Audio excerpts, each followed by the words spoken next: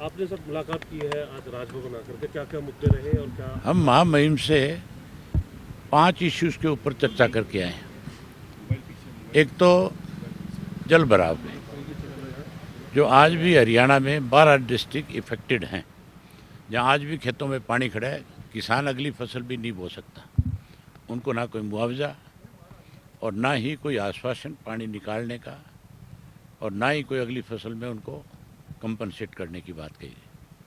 उसके लिए हमने रिक्वेस्ट करी कि आप सरकार से इस बारे में बात करो और किसान को कंपनसेट करवाओ।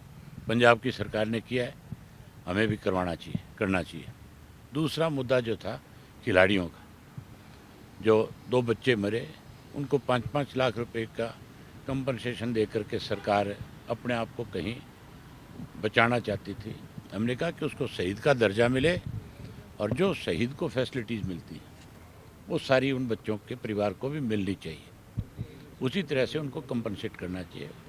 उन्होंने इस बात पे भी हाँ भरी कि ये बिल्कुल ठीक है, मैं इस बारे में सरकार से बात करूँगा। तीसरा, धान घोटाला जो हुआ उस पर चर्चा करी। उस पर हमने उनको डिटेल से बताया कि कहाँ कहाँ से धान आया है। आपके बिहार से आया, बंगाल से आया, यूपी से आया। उस बात पे भी उन्होंने संज्ञान लिया और अपने सेक्रेटरी को उसी वक्त कहा कि मुझे पूरा पैरा बना करके दो ताकि हम इस पे कोई एक्शन लें। कितना है आंकड़ा हाँ। धान घोटाले में? धान घोटाला तो बहुत बड़ा है, समय समय पे हर बार धान घोटाले हुए हैं सरकार के। तीसरी बात हमने करी थी, चौथी बात जो करी वो करी थी कि जो सरकारों में मंडियों में खरीद थी, जो कह तो ये रहे थे कि हम 24 फसलें MSP पे लेते हैं, बल्कि अब की बार 300-400 रुपया प्रति क्विंटल के हिसाब से कम में बेचनी पड़ी। चाहे वो ग्वार था, बाजरा था, नरमा कपास, तो 1000-1000 रुपया क्विंटल का नुकसान है। और उसके साथ धान में तो निरी लूट थी।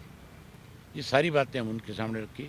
उन्होंने बाकायदा हमें आश्वस्त किया कि मैं आपकी बात से सहमत हूँ और हमें इसके ऊपर कार्रवाई करनी चाहिए।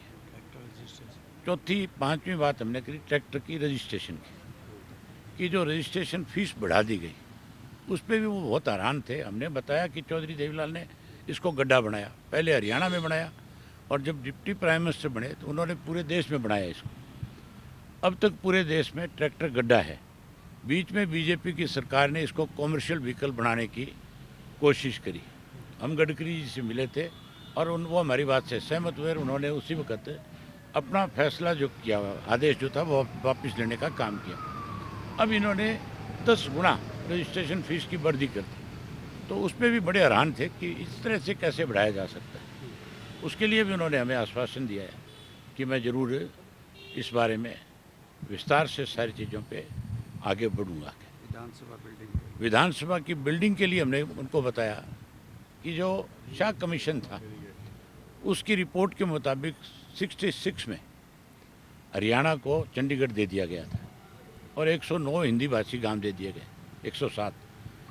बावजूद हमारा अधिकार है चंडीगढ़ के ऊपर और हमारे अपने अधिकार क्षेत्र की चीज़ पे भी हम अपना कोई सरकारी बिल्डिंग नहीं बना सकते, हम अपनी विधानसभा सेक्रेटरीट नहीं बना सकते, तो कहाँ जाएंगे? इसके लिए भी आपको केंद्र की सरकार को बताना चाहिए। हमारी सरकार ने, हो सकता है कि केंद्र की सरकार को जब चिट्ठी लिखी होगी उसमें ये सारी बातें ना रखी हो, जानबूझ करके इसको उलझाने की कोशिश करी हो। लेकिन आप इस मामले में हमारी मदद करें और चंडीगढ़ पे जो हमारा अधिकार है हमें उससे अलग ना होने दें।